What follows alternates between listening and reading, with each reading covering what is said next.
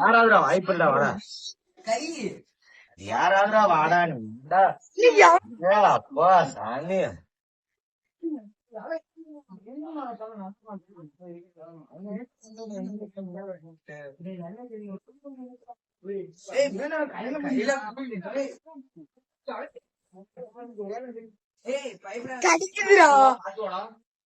கடிக்குதுடா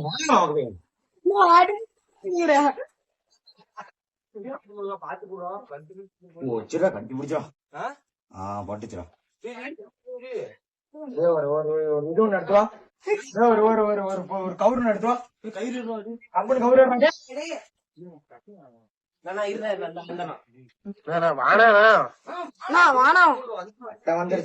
வந்துருச்சுடா ஒன்னும் பிரச்சனை இல்ல ஒன்னும் பிரச்சனை இல்ல.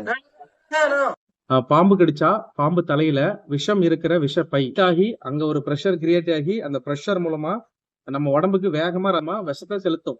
உடனடியா அந்த விஷம் நம்ம உடம்புல பெயின் சொல்லி டிஷ்யூ டேமேஜ் எல்லாம் கிரியேட் பண்ணும். விரியன் வகை பாம்புகள் நம்ம உடம்புல நரம்பு மண்டலத்தை தாக்கி நம்ம உடம்ப பேரலைஸ் ஆகும். கம்ப்ளீட்டா நுரையீரல் நர்வஸ் சிஸ்டத்தை தாக்கி நம்மள மரணமடைய வைக்கலாம். இப்போ ஒருத்தர பாம்பு கடிச்சா முதல்ல நம்ம என்ன பண்ணணும்?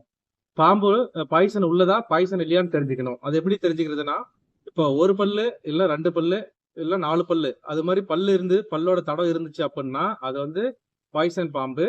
இதுவே பல்லு நிறைய இருந்துச்சு அப்படின்னா அது பாய்சன் இல்லாத பாம்பு. இதை வச்சு நம்ம தெரிஞ்சுக்கலாம். இப்போ பாம்பு கடிச்ச உடனே முதல்ல நம்ம என்ன பண்ணோம்? பாம்பு கடிச்ச இடத்த ஃப்ளோயிங் வாட்டர்ல, அதாவது பைப்பை திறந்து விட்டு கையில கடிச்சா கையை வந்து காமிச்சு அந்த இடத்த நல்லா சோப்பு போட்டு நல்லா கிளீன் பண்ணணும். பாம்பு கிட்ட கடி வாங்கினவங்க உங்க பக்கத்துல இருந்தா நீங்க இது சாதாரண பாம்பு தான், உங்களுக்கு ஒன்றும் ஆகாது, நீங்க வந்து ரிலாக்ஸா இருங்கன்னு நீங்க தைரியத்தைப்படுத்தணும். ரத்தத்துல விஷம் வேற இடத்துக்கு போகாத நல்லாவே குறையும். அதை விட்டுட்டு மேல் வீட்டுல போயிட்டாங்க, கீழ் வீட்டுல போயிட்டாங்க, பக்கத்து தெருவுல போயிட்டாங்க பாம்பு கடிச்சு அப்படின்னு அவங்க பயன்படுத்தக்கூடாது. பயப்படுத்தினா பதட்டம் அதிகமாகும். பதட்டம் அதிகமானா அவங்களுக்கு வந்து விஷம் வேகமா பரவும். ஒரு 4 மணி நேரத்துக்குள்ளேயே அவங்கள வந்து ஹாஸ்பிட்டல் கூட்டு போயிடணும். ஹாஸ்பிட்டல் கூட்டு போகல பாம்பை கையில எடுத்து போகணுங்கிற அவசியமே இல்லை. ஏன்னா ஹாஸ்பிட்டல்ல போனா நம்ம பிளட்டை டெஸ்ட் பண்ணிட்டு அது ரத்தத்துல பாய்சன் இருக்கா இல்லையான்னு சொல்லிடுவாங்க. அதனால பாம்பை தேடி உங்க டைமை வேஸ்ட் பண்ணாதீங்க. முக்கியமா கடிப்பட்ட இடத்த இம்மொபிலைஸ் பண்ணணும்.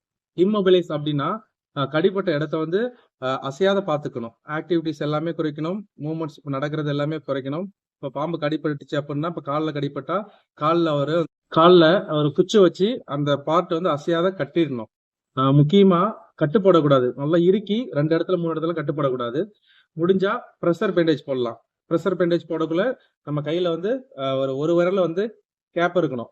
அது மாதிரி பண்ணா ஒரு 50% வந்து ரத்த ஓட்டம் தடைப்படும். இது உறுப்புக்கு எந்த சேதமும் விளைவிக்காது.